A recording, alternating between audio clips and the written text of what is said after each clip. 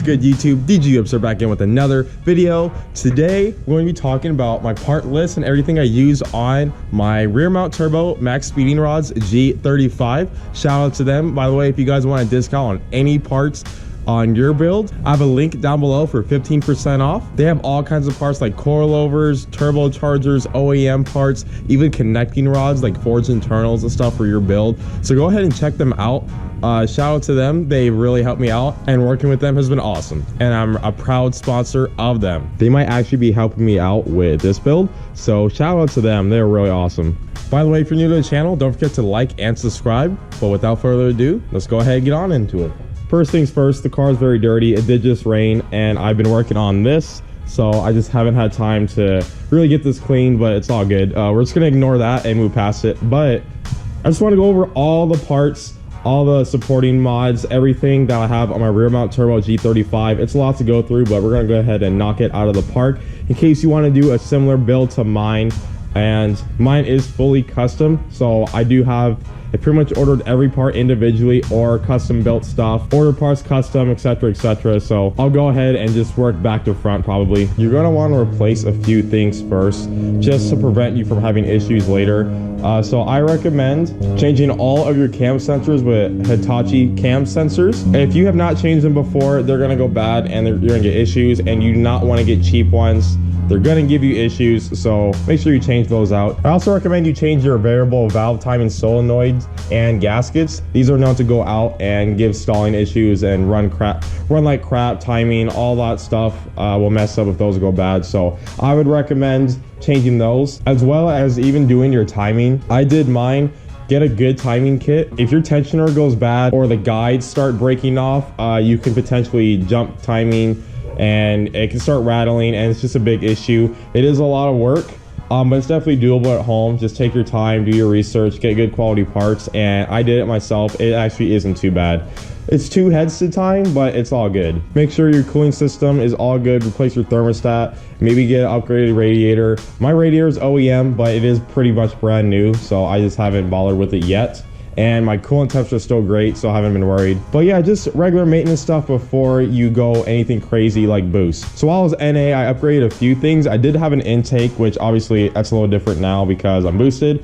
But I also got a plenum spacer. This is actually the Motordyne 5/16 one. If you plan on going boost, what you can do is actually get like a 1/2 inch one, which is a little bigger. If you go 1/2 inch NA, you are gonna need a tune. The car is just gonna get too much like volume of air. But if you're going boost, 1/2 inch with a tune is actually really good. You also could just upgrade your plenum, get a kinetics or anything like that. But I strongly recommend upgrading this somehow, because the angle that this plenum is at actually restricts flow. So I forget what cylinders these are, like 1 and 3 or something. I don't know, but it does restrict flow to a couple of cylinders. So upgrade that for sure. Get some suspension. I have Tine Flexi coilovers. Tane, I don't know how you say it, honestly. I've never heard anyone say it ever. These are like $800 coils. I love them. They're great. They're reliable. They bolt right up. Real easy to use, real easy to adjust. Adjustable dampening and everything. Have in the back as well, obviously. You're gonna want good suspension if you got a fast car, so definitely do that. Definitely get a catch can. This is something you should have. NA. The catch can from your PCB is just gonna catch all the blow by and stop it from going into your intake.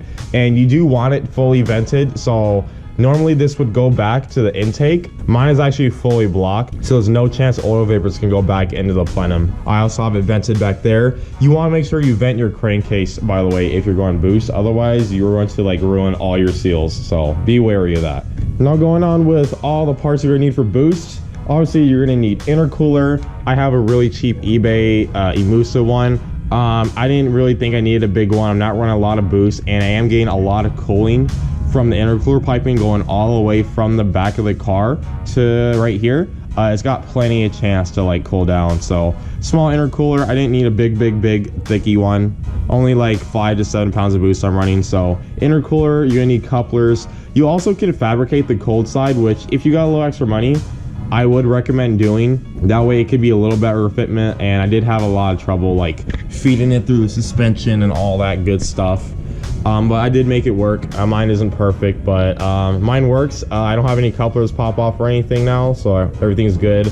I got my cheap blow-off valve right here. This is like, again, an eBay knockoff blow-off valve. It's like 30 bucks. This was like 78 bucks or something. This is a G Plus oil cooler with AN fittings. This is actually really good. Again, this is like a cheaper oil cooler, but it's okay. It works. It's not the biggest one either. This was like 95 bucks for the oil cooler, the lines, and the sandwich plate. So that was really good. So that's a pretty good deal. I have a sandwich plate going to the oil filter housing right there. A little hard to see, but and I have a line running directly from the oil filter housing to the turbo. And then I have a return coming all the way back to the oil cooler to cool the hot oil from the oil cooler. You don't have to do it that way. You can just run the return directly back to the pan and then have the oil just cool the regular oil. I thought I was just smart to cool the oil from the turbo because that gets really hot. So I did get a lot of parts from eBay. There are some parts it is okay to cheap on, again, that I've had no issues with. My stainless steel braided lines I got from eBay. I got like, I think 20 feet of 10 AN stainless steel line, and I think that was like barely enough, but the line is really good quality and it works the exact same. If you go spend like real good money for real good line, you're gonna be spending like over $100, $200, especially just because I have to run lines all the way from the front of the car and all the way back. And if you want to run coolant lines, like that's even more. So just be wary of that. For the intercooler piping, I did just get like universal piping and couplers, bends, everything. I got like 2 whole intercooler kits, and then I did cut some pipes to make it work. It was a little difficult just again because the rear mount turbo, I have to go underneath the car. The one thing you're going to definitely want if you're running boost is bigger injectors.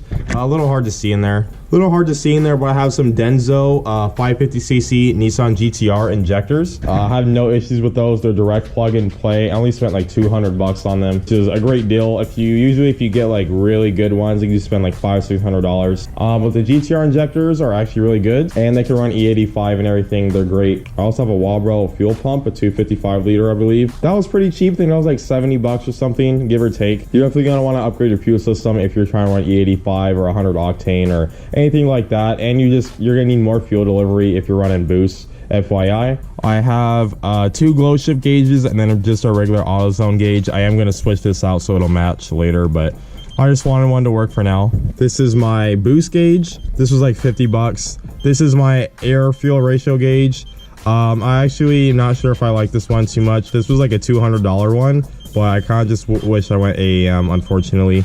It does look cool. I do like how it looks better than the AAM, but the AFR is a little weird between like 11 and 10. It doesn't really show a lot of numbers between there, and my tuner was having a little bit of an issue with that. So if you're gonna get an air fuel ratio gauge, I recommend AEM, no questions asked. This oil pressure gauge was like 20 bucks at AutoZone, and it's real easy to install. I also have my little volume knob here for boost, my boost controller right here. I thought it was really cool to have it to have it in hands reach while I was driving to adjust boost if I wanted to. So if I wanted to run 5 pounds just to be safe, and then I wanted to go to like 8 if someone was trying to do a pull, I can just do it real quick and then turn it back down for normal driving.